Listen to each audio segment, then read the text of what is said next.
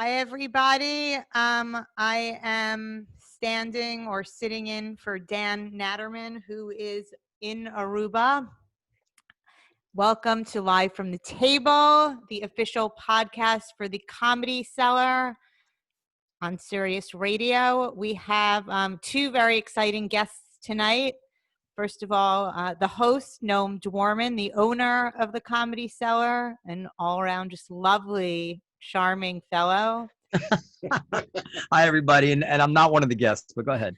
I said the host. I know. And then we also have Margalit Fox. Woo! Who is considered one of the foremost explanatory writers and literary stylist and American journalist. She was trained as a linguist and was a senior writer at the New York Times.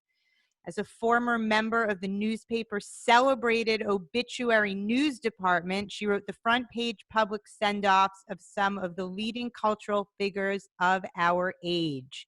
She's also the author of 3 books. And I'm so excited to ask you so many questions. And we also have one of my all-time favorite people and comics, Danny Cohen. Hey. Who is a regular at the Comedy Cellar and Renaissance man. And irregular most other places. Go ahead. He's right. And he has a beautiful line of ties called Danny Cohen Ties that we will share with you. You can watch us on YouTube and you can also listen. But if you're listening, then you already know that. Welcome, everyone, to the show. It's okay. We could redo that intro. Anyway, go ahead. It was her first time doing it. So it was pretty good. So Ms. Fox, should I call you Ms. Fox? You can call me anything you want. My friends call me Margot. You can call me Margot if you want. Well, actually, you know, I know the name Margalit because I don't know if you ever heard of an Israeli singer named Margalit Fox. Have you ever heard that name? Sure. It's a very common name there. Not at all here. I was born and raised on Long Island and could never get license plates for my bicycle with my name on it. Wait, are your parents Israeli? No, but they lived in Haifa for 4 years in the 50s. They had a one-way ticket courtesy of the then junior senator from Wisconsin, a name that then as now has a lot of bad residents.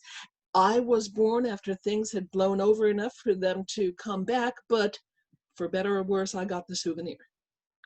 So you came on my radar because Steven Pinker tweeted out that actually you had written an obituary about the what is it, the famous Randy, or James Randi, the amazing Randy, the famous Randy. Magician, debunker, and skeptic. Who who was he? He's the guy who had that standing $100,000 to anybody who could stump him or something like that. Right, anybody who could demonstrate empirically the actual existence of claimed paranormal phenomena. Right. Needless to say, the prize, surprise, surprise, was never claimed. So he had tweeted that he says Margalit Fox is by far our most stylish obituary writer. Now, and I had recently read his book on writing, and he's kind of a hero of mine. And then Tyler Cowen also is one of your admirers. And I said, my goodness, I need to have this woman on my podcast if I can get her, because you don't get any higher praise than Steven Pinker and Tyler Cowen. I would pinch myself if those two guys were crazy about me. So anyway. Well, I'll pinch myself. And my training is in linguistics, so I always like people named Noam. So. Oh yeah. Are you a Chomsky fan? He revolutionized the field. I know the linguistics Chomsky better than the political Chomsky, although I have little to no argument with his politics. How could one these days? And I just want to put this out there to your viewers / listeners. I have a scenario. On January 21st, 46 is going to have to get 45 out of there by shooting him with a tranquilizer dart from an elephant gun. Don't you agree? I think this is an actually plausible scenario. Periel agrees with you. Actually, let's start there. How would you separate your feelings? What if you had to write, what if Donald Trump dropped dead tomorrow and you had to write his obituary. Could you do it in a disinterested way? Well, needless to say, for any sitting president, we'd be a fool not to have an advance obit in the can, because we have probably 2,000 of them. I still say we, even though I retired early from the paper 2 years ago, but it's like leaving the church or a shul, it's always we, even if you've left the fold. But let's say one had to write him on deadline. I've written about, this is a very extreme claim. I've written actually about even worse people than that, which is hard to believe. I wrote the page one news obit of Charles Manson, No way. arguably ever so slightly worse, ever so slightly. But I would argue that Charles Manson is an easier task because he's uncontroversially evil. Well, but here's the thing, and this is something that members of the public, our subjects' families, and above all journalists have to remember, is what major papers do in the way of news obits are not eulogies. A small town paper, which has a different constituency, different mandate, and an even more retrenched staff than a big city daily paper, of course, they have the resources only to take what the family or the funeral parlor sends them, put it in the paper, maybe under a byline, maybe not, and run it as news. And isn't it a coincidence that everyone in these towns who died was a saint? Everyone died surrounded by his or her adoring family and dogs, and a lot of them died doing what they loved. What are the chances? For us, the mandate is different. These are news articles, straight down the line. They're profiles. The only salient difference is they're profiles of someone who can't call you up screaming the next day, although God knows their families can and do. But they have to be done warts and all. And so, yes, we've done the uncontroversially evil Charles Manson, yet there were things in his story, not to make a sob story out of it, but things that I found while going through the clips in my research that were devastatingly poignant. Do you know what his name at birth was? No. Close, weirdly close. No name Maddox. And that tells you all you need to know about how wanted he was. He was the child of a 16-year-old unwed prostitute mother. And so that's a really, really crappy start in life. It doesn't excuse anything, but it has a certain explanatory value for us as journalists. Yeah. Wow. And Trump's dad was apparently very hard on him too. Right. So says his niece Mary. Yeah. And we have who is, of course, a trained clinical psychologist. So she really has a profoundly interesting double take on what he's like psychologically. Okay. You said that there's a lot of stuff in the can, as it were, but are those dry recitations of facts, or how close to a publishable obituary already exists for Donald Trump?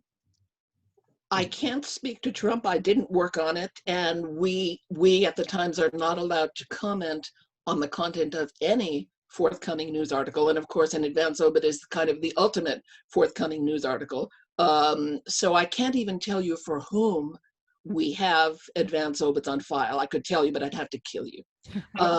But you can pretty much bet that if you're the president or the king or queen of something, an old-time silver screen star, Nobel laureate, Pulitzer laureate, you can pretty much expect that we have you.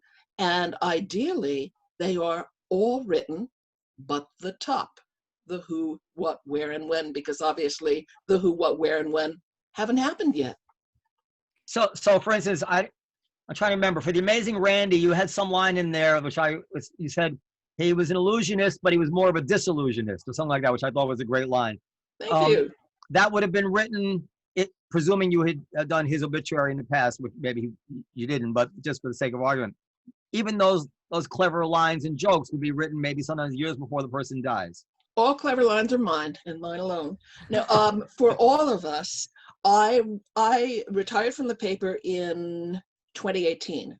My last 2 years there, I negotiated contract where I just wrote advance obits, so I was spared the onus of breaking news daily deadlines, which is otherwise about 90% of the job, and it's thrilling, but it appropriately takes the life out of you after a while. So after I'd done that 1,400 times, I thought, no more. I'm doing advances, so trading the intense pressure of dailies for the gentle swell of advances, where you have the luxury of taking a couple of days or even a week to research someone instead of writing him or her on deadline. And so Randy, I probably wrote in 2017, 2018. And again, everything that you saw in the paper or on the website under my byline had been written. The only thing I didn't have to do, because I was no longer there and some nice young news assistant probably did it, or any one of the colleagues can do it, was call whoever the source is for the death. I think in this case it was the James Randi Foundation, and get, where he died, confirm his age, what the cause was, etc. And then list any survivors, because that has to be done at the last minute. Otherwise, occasionally a putative survivor can predecease the subject. So those are the only two things, ideally, that have to be done on the day with an advance obit. I have one more question. I'll turn it over to the other people who want to ask questions. Why, or maybe this is something you thought of. Why do you have to do this for a newspaper? Wouldn't it be awesome to just, you're such a great writer and you're so funny, to write a book of obituaries for people who've already died, just as kind of a way of teaching history in a way? Well, my pal Mo Rocca just did that. I'll give him a nice little plug. He has a book out with the wonderful name Mobituaries that is based on his Mobituaries podcast. He and I did 2 live sessions of the podcast, I think the summer before this one, the last summer when people were allowed to go out and have fun. And it was a tremendous time. And very shortly after that, he came out with the book. And they are, just as you say, for everything from these wonderful, sitcom stars of the 70s that we all remember, who, child stars that wound up pumping gas, to non-human subjects. I think there's one in there for a tree or something like that. He casts a broader net than we can, and does the death of institutions more generally. I got to get that book. My kids might enjoy that. So go ahead, Periel. Oh, Danny, go ahead. No, Mobituary is a great name for Mo.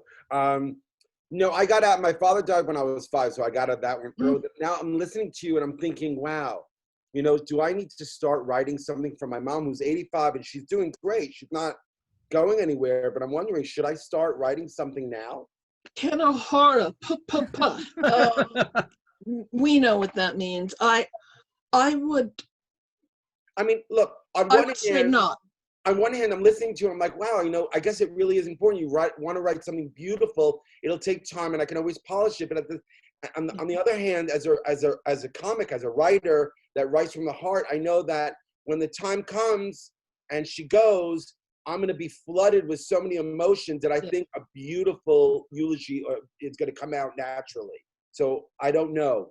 I'm asking. And it may or may not, because of course, and I've been through this with both my parents, you're going to be exhausted. The phone's going to ring every 10 seconds. So one is not at one's best at this time. And I've been on both sides of the process. My own father was a scientist. He had a news obit in the Times, and it was very valuable for me to be. It's like shrinks in training have to log a certain number of hours in analysis themselves to know what it's like. As for your mother, Danny, I would say, don't even think about source material for a future obit, but get out the notebook, get out the tape recorder, get her life down, get her stories. It's that Foxfire kind of thing that we were all doing in the 70s. People my age were all doing in the 70s, where you go around and interview your elders because they're treasures. Just do that. That's great. That's a good piece of it reminds me, I did that actually with my grandmother, who had an amazing life story, as a stowaway from Israel to Palestine, from Russia to Palestine and all these things. And there was a flood in my house and it was all destroyed. It was all destroyed, including everything I ever did in college and everything. But there are a few recordings that it breaks my heart. There was old recordings of me and my father when I was a little boy, but my grandmother telling her whole life story on an audio cassette is destroyed. Anyway. Actually, what then I will amend that, get everything digitized and put it in the cloud. Yeah. And this, I'm showing my age now. What I was going to say, you could also do this a la Suspenders and a Belt, put the original tapes in a safety deposit box in the bank. I know. You know, the flood was such a fluke. You remember those, you know, in the 70s, they would take those big spools, like those Con Edison spools. People would use them as coffee tables. Absolutely. It was this sort of, it's what academic families did to show how au courant they were. So somebody threw one of those big Con Edison spools down the gutter on the street corner that my father lived in and completely stopped up the sewage for the entire street, and the entire basement, like an 8-foot ceiling or 7-foot ceiling basement, filled all the way, such that when my father was going downstairs, he stepped into his basement, went to turn the lights on, and then was submerged in water. He could have drowned to death. Oh, an my amazing God. story. But so everything was destroyed. It was such a fluke. Anyway. That's kind of the ultimate Dafka moment, drowning to death, I'll say redundantly, drowning to death while looking for source materials for your own obituary. And what a great obituary that would have made, right? Yeah. Doing what he loved. Actually, my father had an obit in the Times, but he wasn't important enough for you to write. Wasn't it Stephen Holden? Was that the guy's name? Sure. Yeah, he wrote my father's obituary, but it was very dry, just the facts. Well, listen, it not a question of importance. I'm a slightly later cohort than Stephen Holden, so he was doing it probably long before I ever joined the paper. I joined the paper in 94 and didn't join Obits until 2004. So, right, so my father died 2003, so it'd been right when you started. Missed me by 1 year. Yeah, that would have been awesome. Actually, but I have a quote here from you. It says, you know what, I'm going to admit, I'm not sure how to pronounce this word, and so it's the frisson makers, history's backstage players, whom we writers love best of all. The unsung heroes and heroines are rarely household names, yet in ways large and small, they have changed history. They are people who, for good or ill, have put a wrinkle in the social fabric. Tell us about some of those, your favorite obituaries, people like that. Right. What we say is forget the presidents and kings and queens. They're important, but it's kind of required reading. It's like taking your vitamins. Everyone pretty much knows what to expect, and it's sort of like reading a history book. The people obit writers love best, and people the Times does, I think, better than anyone, are these unsung men and women. No man or woman on the street would know their names, but they've had an idea, written a book, invented something, all because they took a different route to work one day in 1942 that changed the world. One of my favorites, and it's totally appropriate for this season, is a humble home economist from Indiana named Ruth Siems. Her name is spelled S-I-E-M-S. Now, why would we do a humble home economist from Indiana? Not to sound like a snobbish city slicker, but normally that wouldn't rise to the level of newsworthiness, except that while she was employed for one of the big food companies, it was either General Foods or General Mills, Ruth Siems invented a dehydrated bread cube product to which one could add water in a pot on the stove, stovetop stuffing. And God bless her, she died in November, and we were able to run her obit on the Wednesday of Thanksgiving week. And just that little bit of reporting you have to do to show what a cultural totem something is. I called the food company and said, so how many boxes of the stuff do you normally sell Thanksgiving week? Would anyone care to guess? Danny? 400 million people in this country around. So let's just say, I'm going to say 200 million. You're way high, actually, but it's a lot. It was something like 30 million. So, 30 million, okay. right now, no, I'm sorry. Now you burst my bubble. Danny, that went from the bubble over my head went from thinking, "Wow, he's so smart," to "What an idiot!" And like, that is so on point. he's counting the math. Oh, yeah, that Morgan, 300 million people. He's calculating it, and he says two-thirds of them. Can I tell you that I swear to God, the second I heard you say 400 million people in this country, I go definitely 200 million. Oh, well, but you're not stupid. Only one person at a time can be stupid. We'll let the boy be stupid. That's a lot of stuffing. It's a lot of stuffing. And again, all because some sweet lady that one has never heard of worked something out, at her desk at a company one day, 40, 50 years ago. So those are the people we absolutely love. Another one, and the Times put him on page 1, was a man with the wonderfully perfect name of Don Featherstone. He was a sculptor. He trained as a sculptor. Well, you can't make a living as a sculptor. So heeding the advice from the graduate, he went into plastics. He worked for a plastics company in Massachusetts, and in the late 1950s, he designed a pink flamingo made out of plastic that you could stick in the ground. And as we said in the obit, he literally changed the landscape of mid-century America, the inventor of the lawn flamingo. Who would have thunk it? Yeah. Now, did these people, did he, for example, become very wealthy and successful during the course of his life? Like, did he live to see the success of the pink flamingo, or?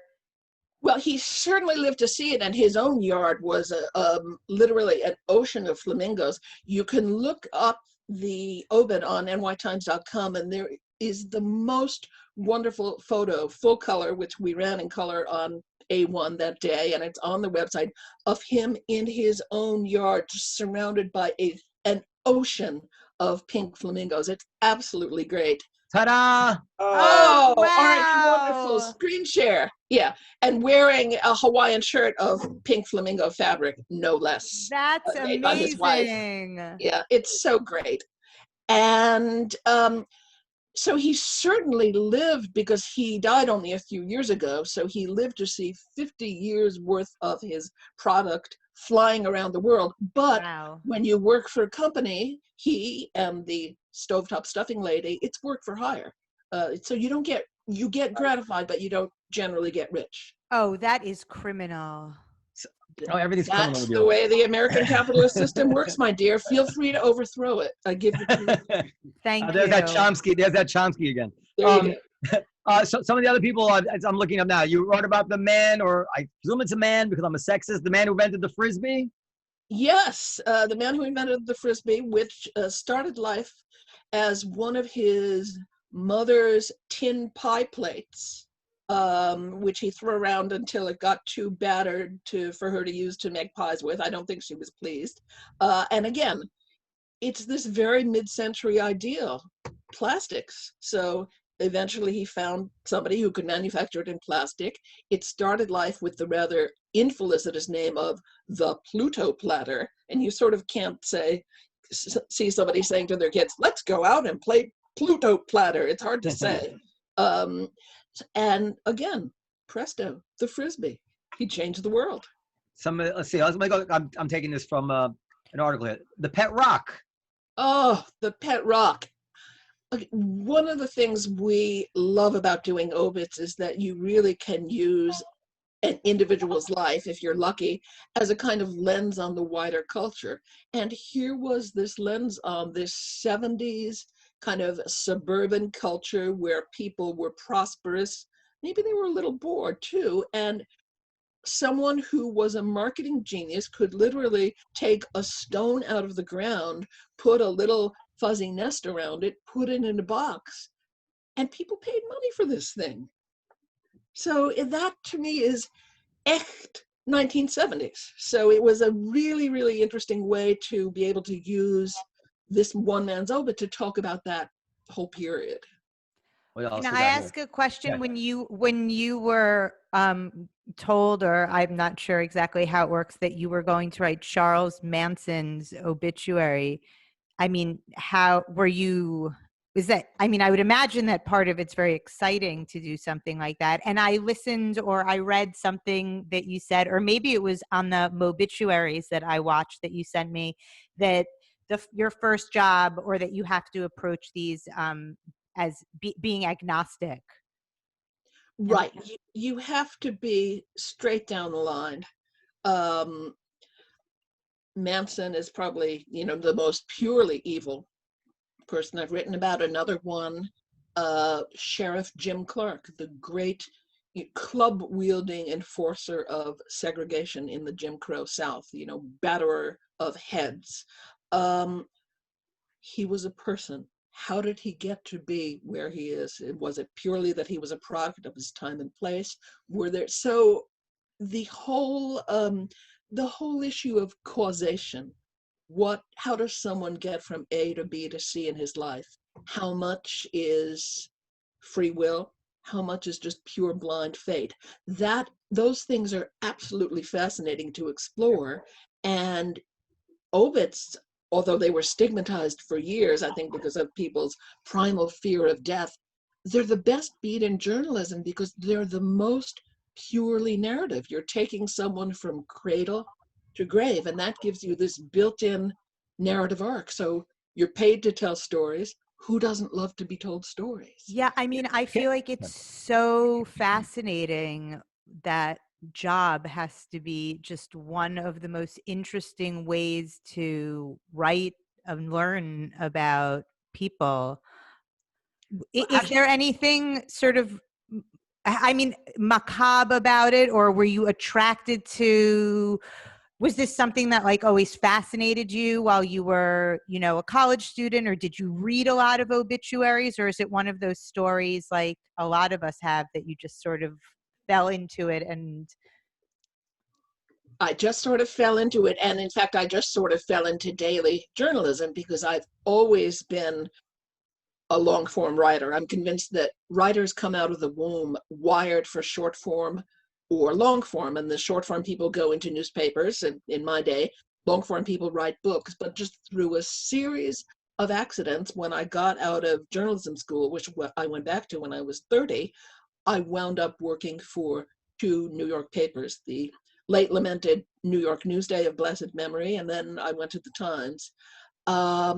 I spent my first 10 years at the Times cleaning up other people's work. I was an editor at the Times Sunday Book Review, and it's a great job, but I started to get increasingly depressed. And as I've written, I was afraid that all they would put on my tombstone was she changed 50,000 commas into semicolons. And because I wanted to write, it wasn't enough.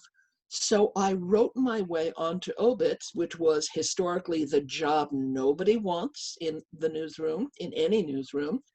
I wrote my way on because there is this crying need to build up the stockpile of advance obits.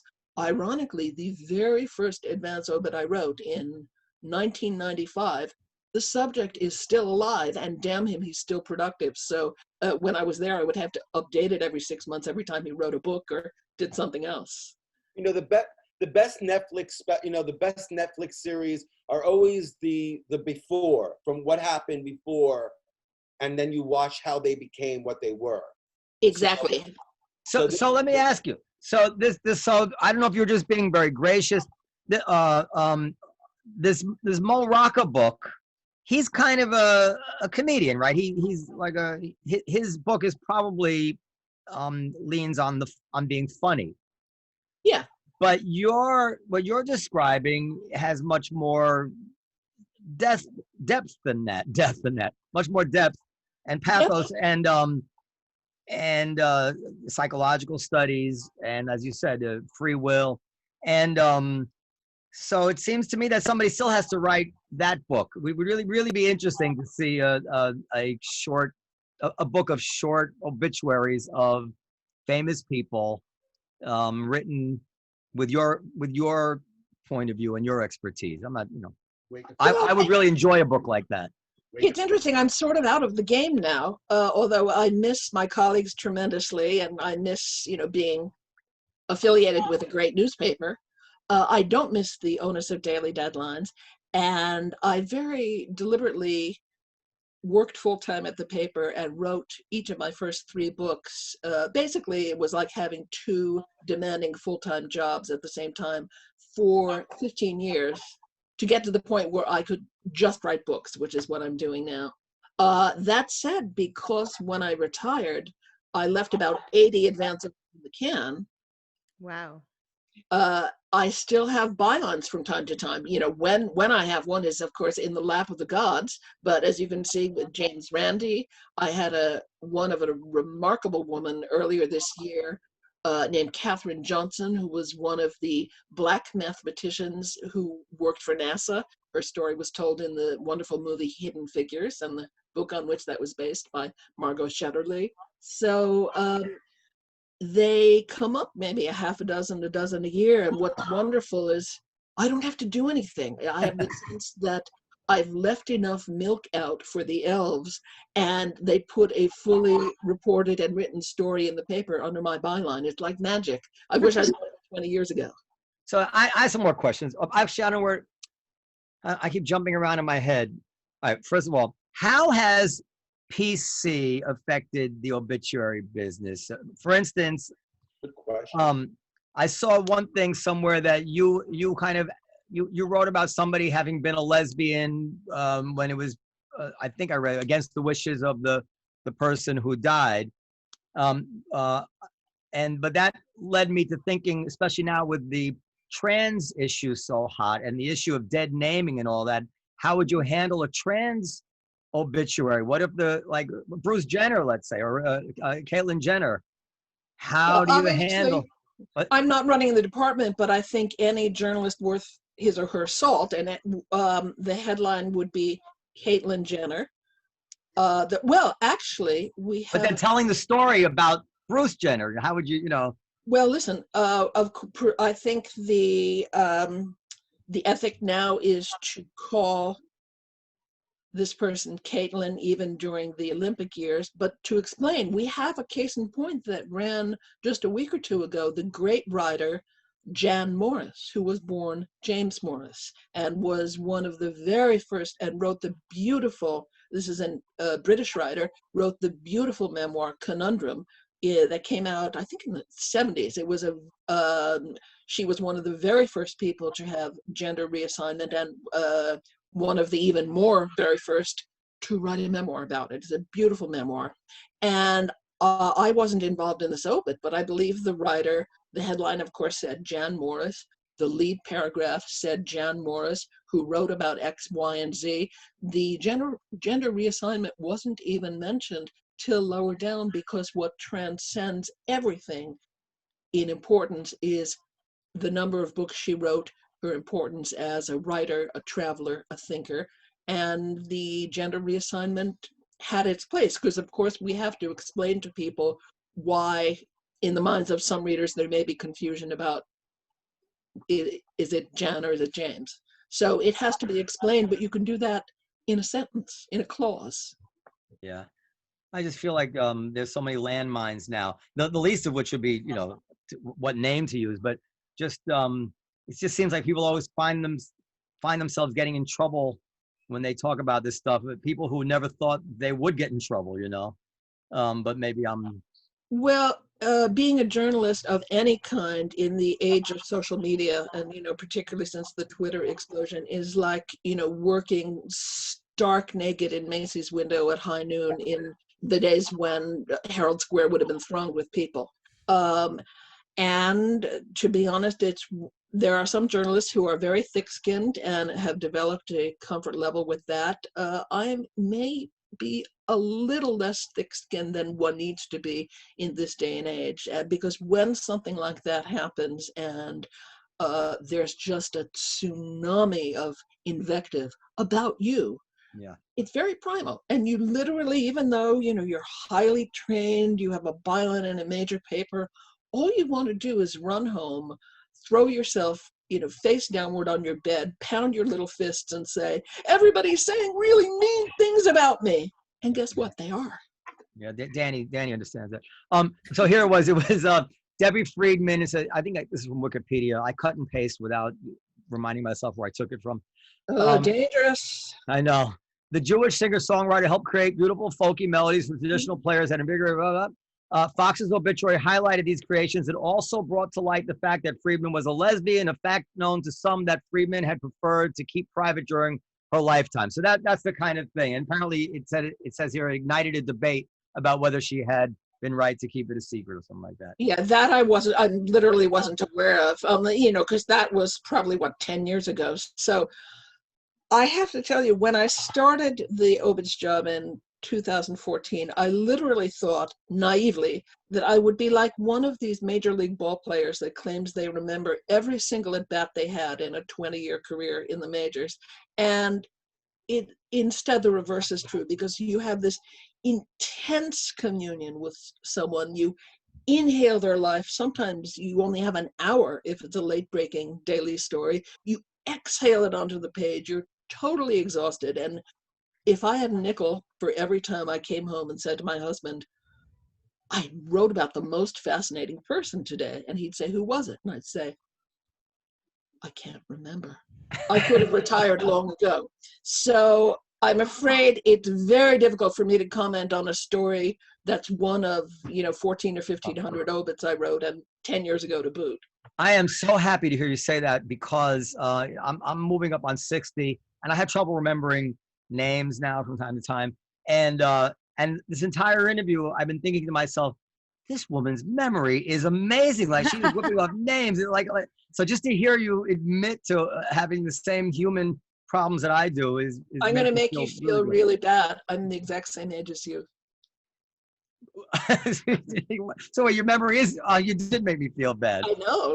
That was my plan all along. Well, let's talk about it. 58-year-old to approximately 58-year-old. I'm 59 and a half, so that's how fucking good my memory is. How is your memory day to day? I can't remember. How is my memory day to day? I think that, like everyone, I have lockdown brain, COVID brain a little bit. My husband and I were ill all spring and summer, probably with a mild version of the virus. Mild, thank God. I say probably because we, thank goodness, were not sick enough to be hospitalized. And at that time, you couldn't get a test unless you were, of course. It had to be reserved for those people. So we'll never really know. We're fine now.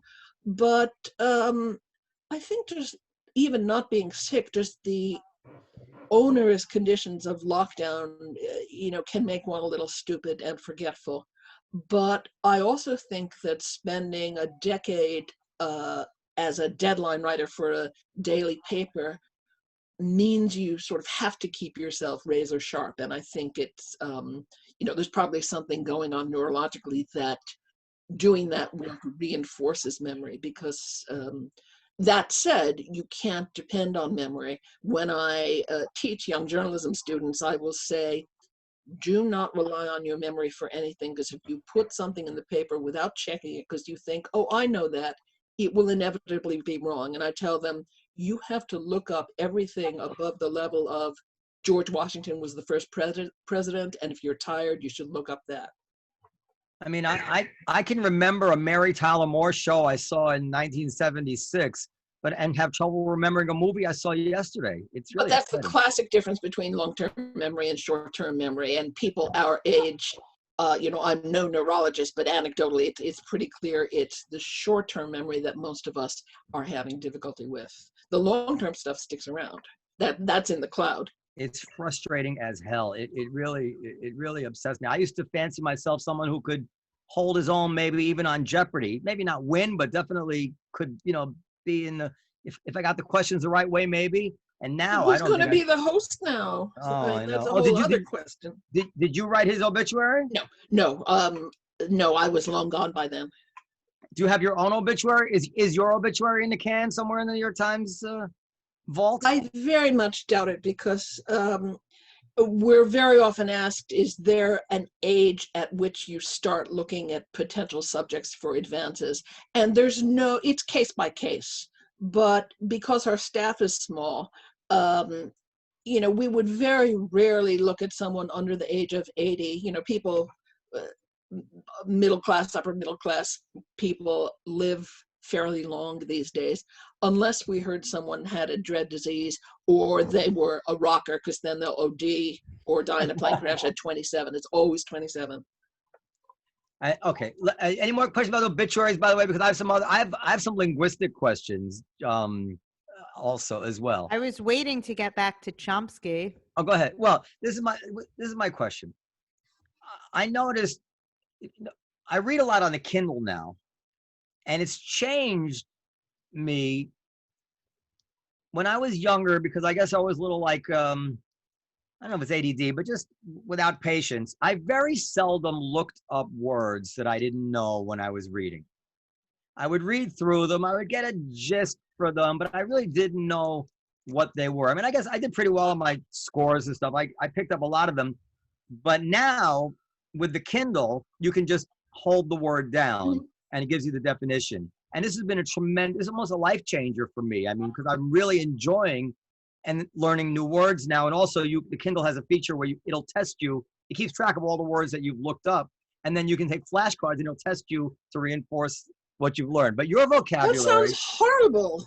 No, it's absolutely awesome. Horrible and draconian, and a way to destroy the pleasure of reading by turning it into an exam. But that's just me. Well, but that's what I want to ask you. Your vocabulary is amazing. What is it?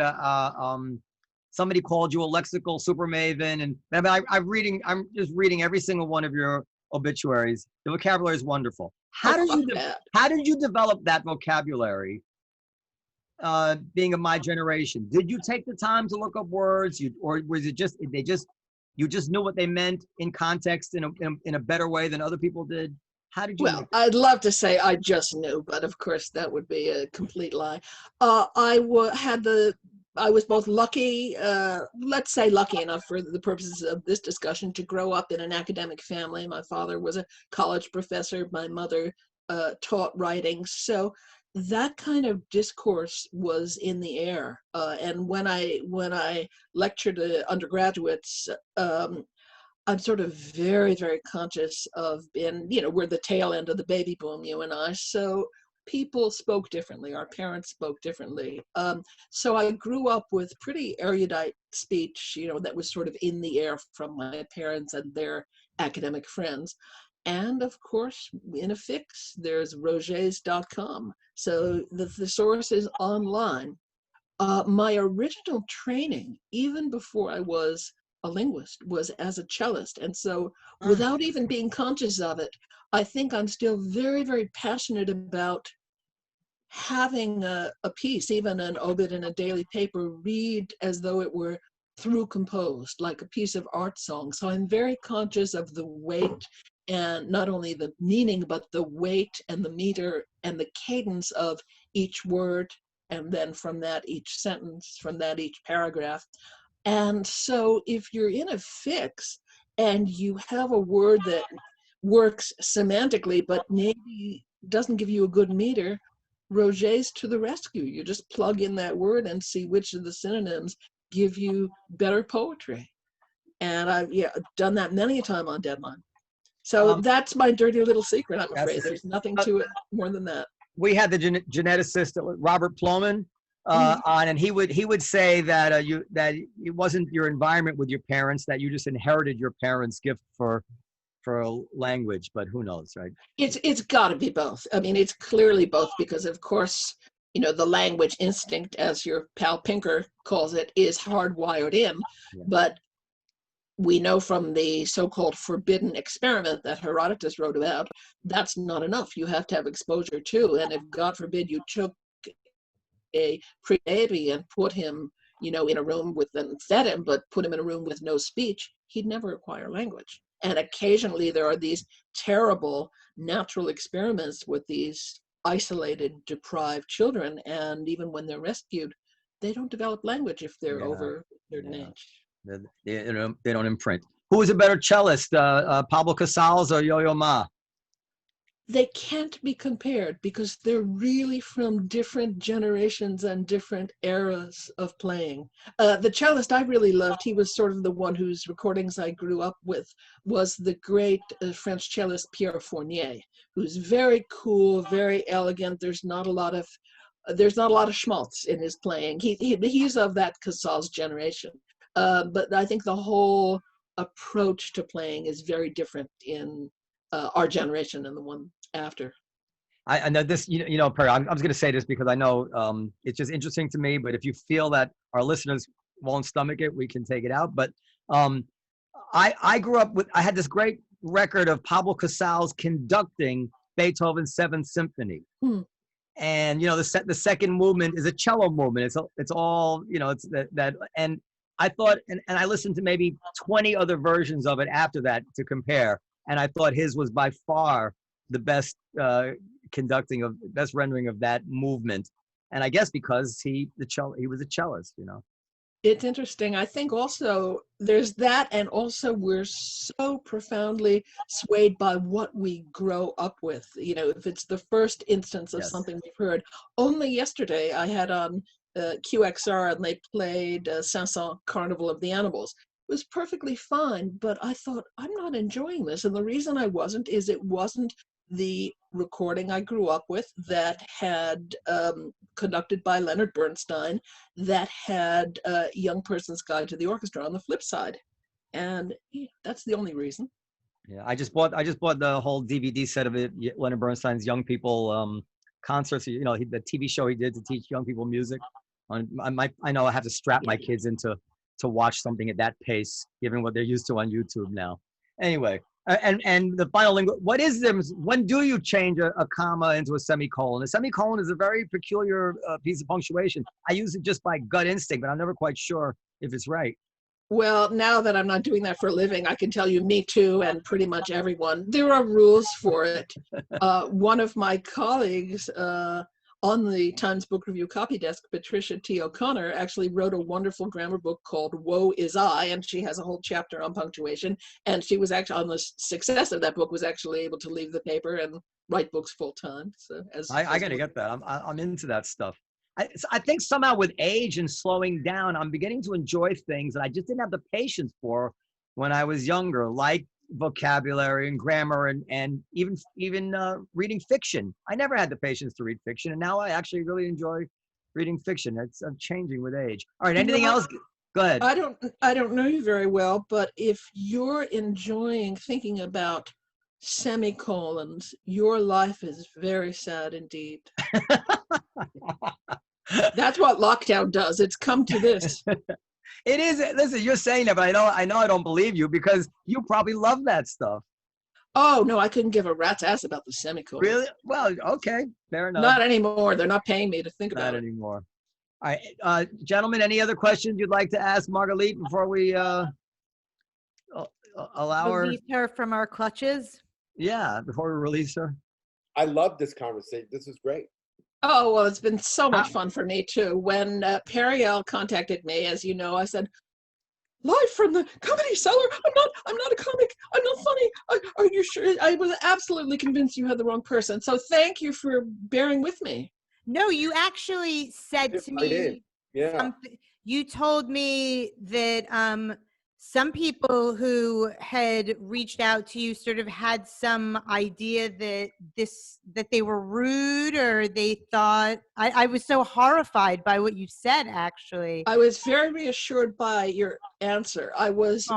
We journalists have learned to be careful in this age of kind of online, quote unquote, journalism. I mean, there's real journalism there, but of course, with social media and blogs, anyone can hang out a shingle and call themselves a journalist. And so we have to be very careful with requests to interview us. And I've been burned by a couple of so-called hipster publications, both with really famous names, which I will not reveal, that pretty much set up obit writers as punching bags to be made fun of. So I've just learned to be wary of requests from people I don't know. So apologies, because this was really great. No, not at all. Hold on, this is interesting. Why would they, like, what would they come at you for as an obit writer? What was their angle?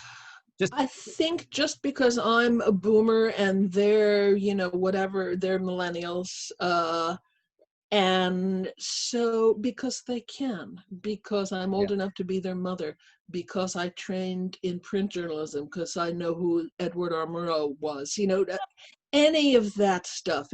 And because they're trying to make a name for themselves in this very, very crowded field of so-called hipster, edgy journalism, and they feel that the way to be edgy is to twist the knife. And historically, it's very easy to make fun of someone who you imagine does nothing but think about death and write about death.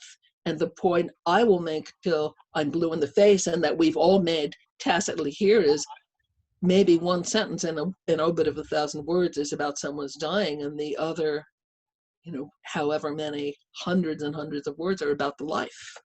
So that was I wanted to ask you about that. This is actually maybe ties it all together. Gilbert Gottfried and I had worked for a while on this idea that he had, which was to take his famous comedian friends and sort of plan their funerals together.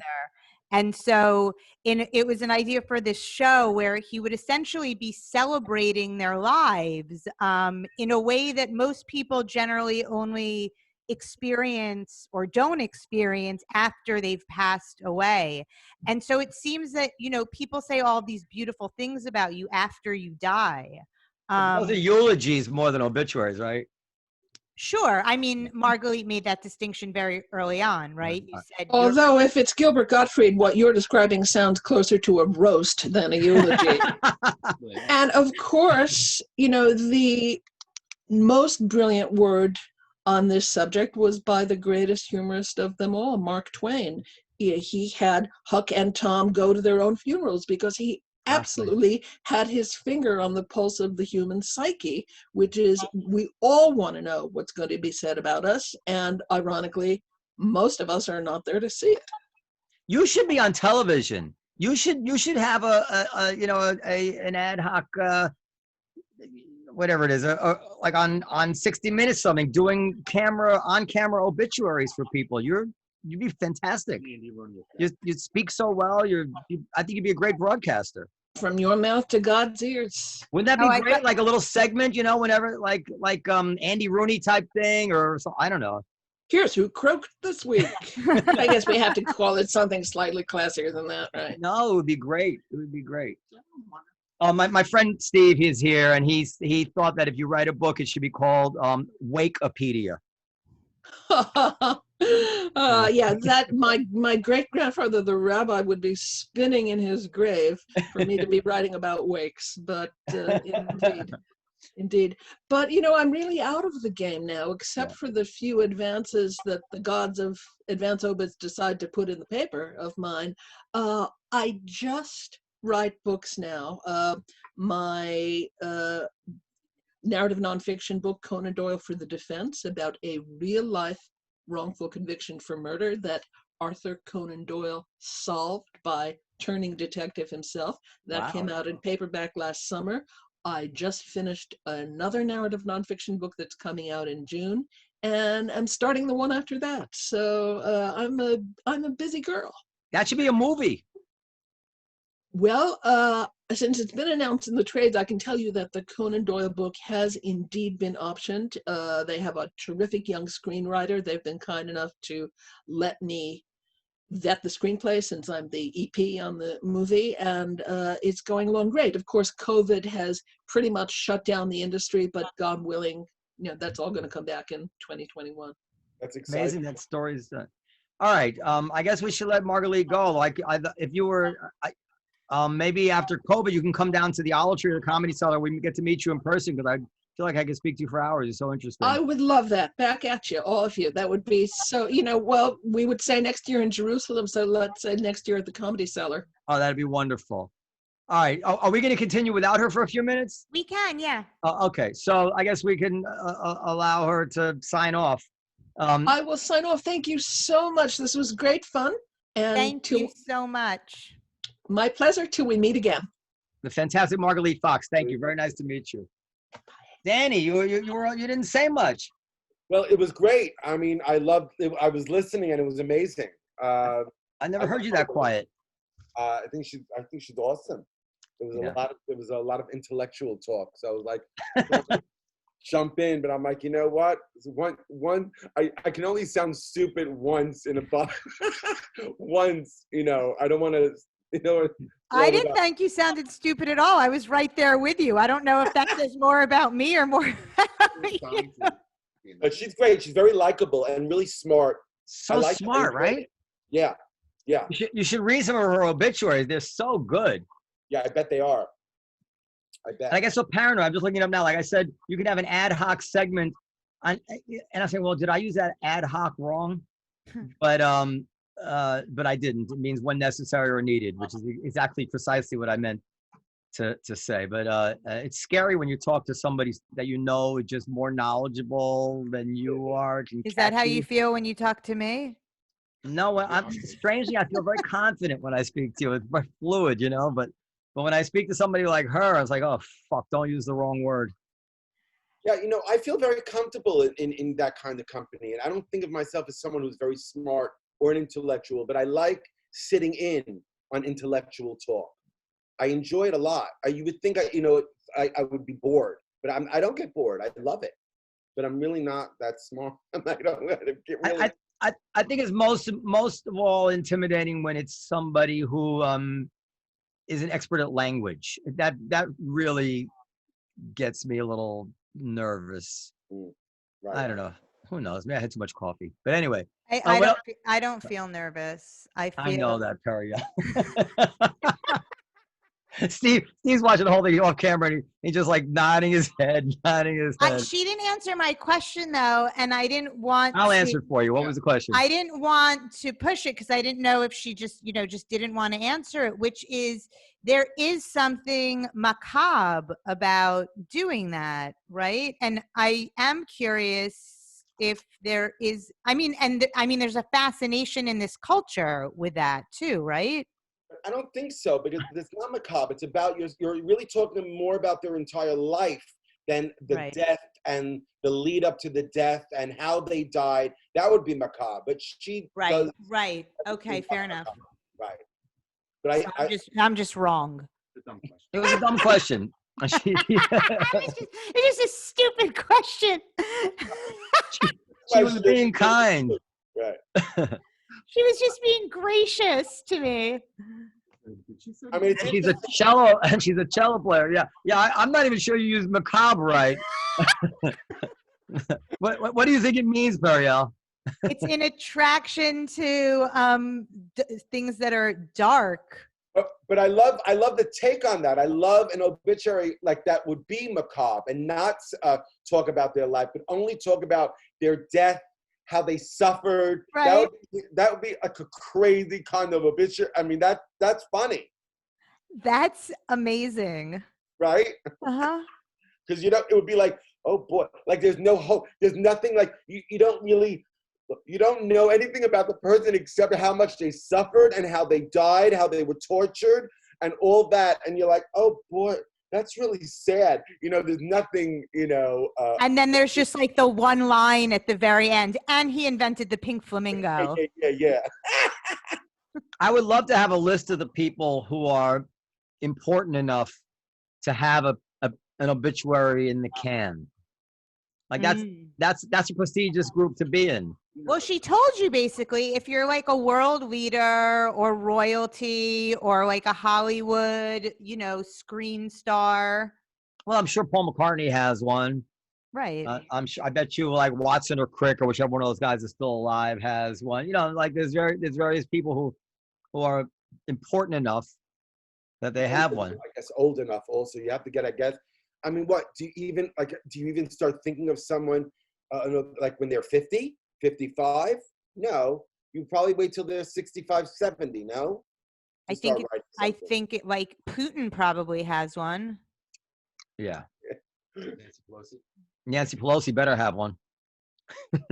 Ruth Bader Ginsburg probably had one. Sure. Oh, we should have asked about her. We should have asked about Ruth Bader Ginsburg.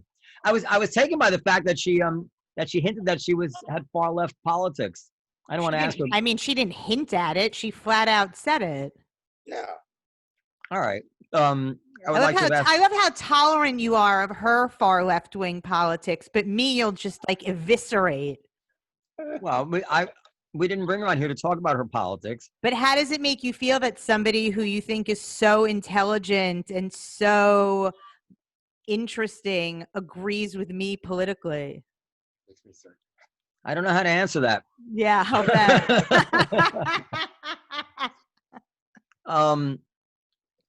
I would like to. I hope we do get to meet her. I'm curious to know. She's probably not as far left as you think she is, but in any case, all right. I guess that's it. Ask Periel what she thought of my title. Steve wants to know what you thought of his title, Wikipedia. Very clever. All right, Periel has a new Oh God. weekly comedy show she does on Zoom. It's called We're Not Okay. And What?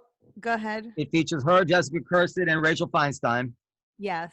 And it's a real like waiting to exhale for white girls type thing. But I don't know what that means. It's like a, how would you explain what I'm saying, Danny? Waiting to exhale. So, what is it like? It's not a guy bashing, but There's a bunch of white girls talking about their problem. Talking to each.